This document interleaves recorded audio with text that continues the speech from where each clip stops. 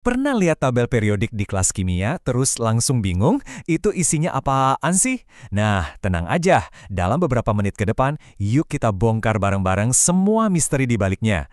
Dari yang awalnya namanya bikin pusing, sampai akhirnya jadi sebuah sistem yang elegan banget. Mari kita mulai perjalanan ini.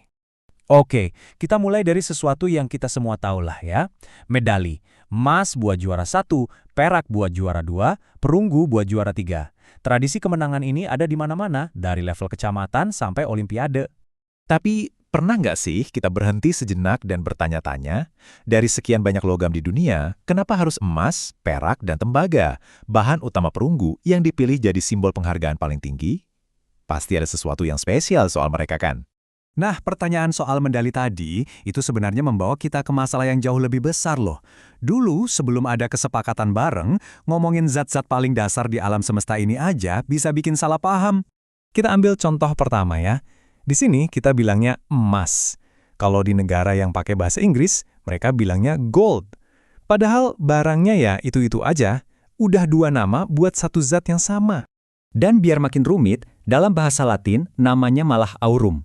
Coba bayangin deh, ilmuwan dari Indonesia ngobrol sama ilmuwan dari Inggris, terus datang lagi yang dari Italia.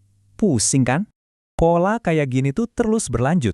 Contoh lain, besi, yang penting banget buat industri. Di banyak tempat di dunia namanya iron.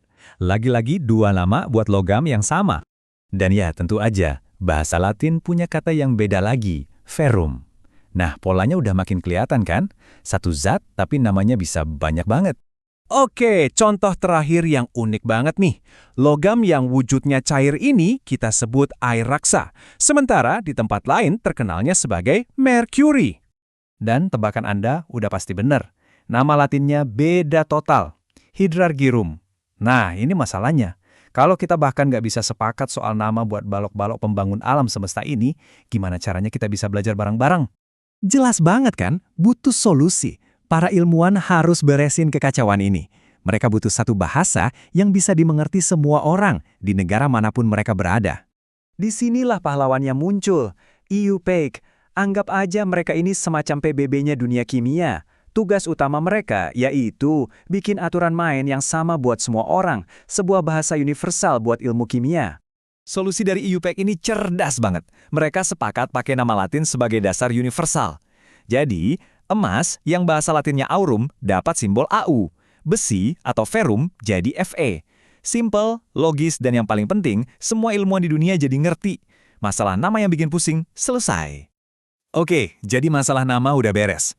Tapi sekarang muncul tantangan berikutnya yang jauh lebih besar. Kita punya semua unsur ini, terus gimana cara ngaturnya? Dan kita ini nggak ngomongin cuma segelintir unsur loh. Sampai sekarang, totalnya ada 118 unsur yang udah berhasil diidentifikasi. Ada yang dari alam, ada juga yang dibuat di lab. Nah, gimana coba cara ngatur daftar sebanyak ini? Kuncinya ternyata ada di sifat-sifat unsur itu sendiri. Para ilmuwan mulai ngamatin dengan teliti. Wujudnya gimana? Bisa nganterin listrik nggak? Kalau dicampur sama zat lain reaksinya gimana? Dari situlah petunjuknya mulai muncul. Pengelompokan besar pertama yang mereka temukan ya ini. Perbedaan antara logam dan non-logam. Logam itu kan biasanya padat, berkilau, terus jago ngantarin listrik.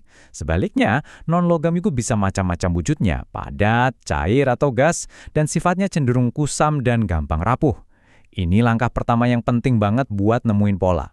Setelah bertahun-tahun ngamatin dan ngelompokin, para ilmuwan ini udah diambang sebuah penemuan besar.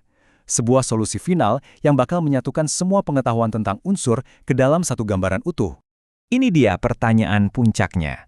Dengan semua data soal nama, simbol, dan sifat, gimana caranya menyatukan 118 unsur ini dalam satu sistem yang rapi, nyambung, dan punya makna?